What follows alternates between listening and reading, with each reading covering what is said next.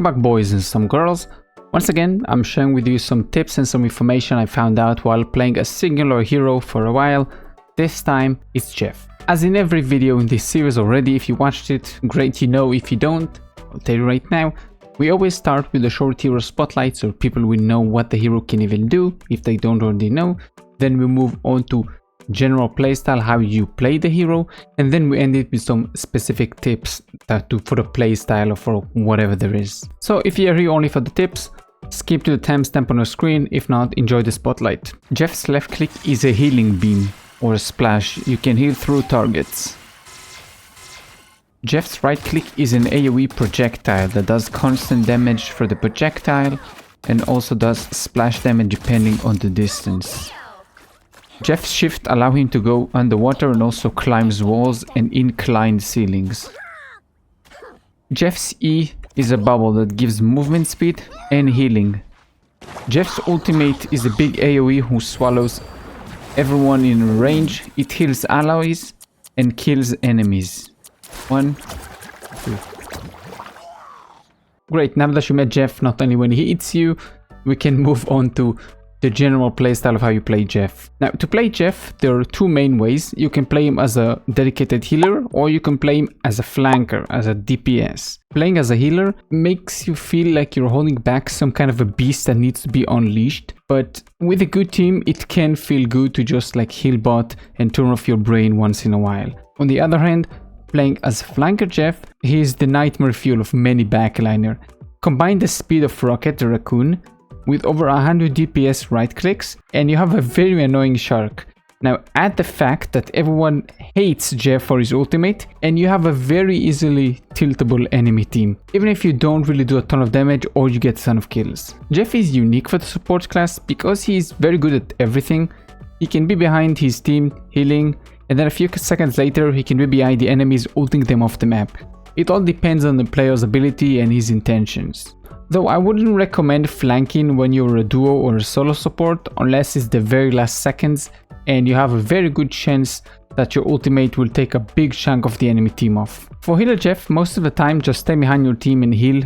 You throw bubbles only when you really need them or when you're setting up a defensive position, because your bubbles are what will save you from some combo of deaths by a random diver. But when your team is fully healed, just throw some attacks at the enemy team's frontline or backline if you can actually reach them, because it might actually help kill the tanks or at least take some resources from the enemy healers. That's pretty much how you play healer Jeff. Pretty simple. It can be quite fun depending on the situation. Now for flanker Jeff, he's a ton of fun when you play him right. People will actually drop whatever they're doing just to chase you around the same two doorways for half a minute. Only then they will realize that the rest of the team already died while they were focused on some random shark behind them. The nice thing is, even if they ignore you, you can just do a ton of damage, unlike Rocket, which I talked about in the previous video. The playstyle is very simple to explain generally, but has a lot of small specific details that needs time to be understood.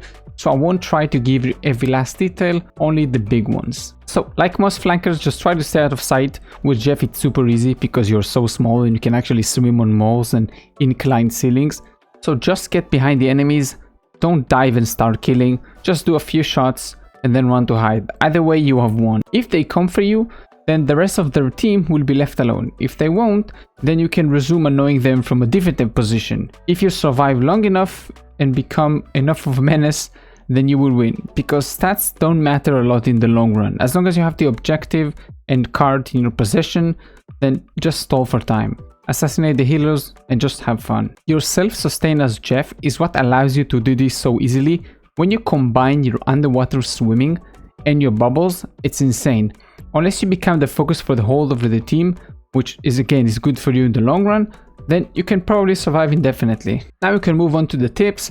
As there are two play styles, I will do two sets of tips. We're gonna start with healing Jeff. Tip number 1, when you're coming out of the spawn, try to use your bubbles to actually speed up slow heroes like Groot or Magneto. Just get closer to the objective faster. Tip number 2, just like Rocket, don't go on Groot's shoulder, it's just too dangerous and not worth it. Tip number 3, when you're being dived, just throw some bubbles around and then run through them when you need them, because they also apply knockback to enemies, so you can just juggle your attacker for a little bit until your help arrives, or until you kill them. Tip number 4 is about when you're being dived specifically by Spider-Man. You'll probably be airborne by the time you notice. If you don't, then that's great. Just go underwater, put an object between you two to avoid him starting his combo. If you did not notice, then sadly you're in the air right now.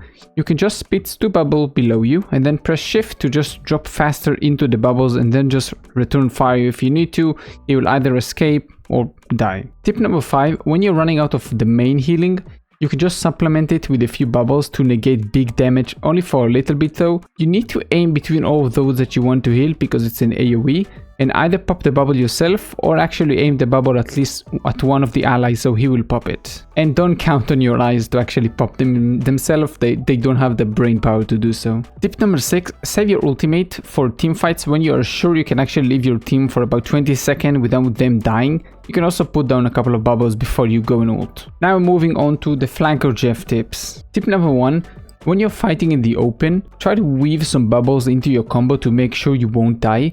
Be careful though with your bubble usage because you have a giant head and it's very easy to crit you even though you have a 50% less crit damage passive. Tip number 2, if you're already talking about crits, then Jeff cannot critical hit anything. Just try to aim at the enemy's lower body because you also need to spit some bubble on the floor anyway. Tip number 3, move only while you're underwater and try to use walls and objects to actually hide your approach to the enemy's backline. Meaning if you see a flying Iron Man, just randomly swim on the roofs because the tank cannot see you, because the Iron Man can see you. Tip number 4, your priority should be the healers, the supports, not the tanks or the DPS, otherwise you're just wasting resources. Tip number 5, when you're trying to get the enemy's attention, start to pop a few shots at the healer, then change position to be a different flank.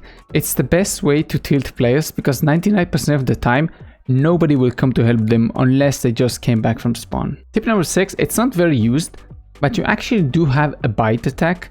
That's your melee attack. It barely does any damage, but it does work through shields in case you ever need it. Tip number 7, whenever you ult, try to get the supports as your priority and the others if you can, but it's not a must.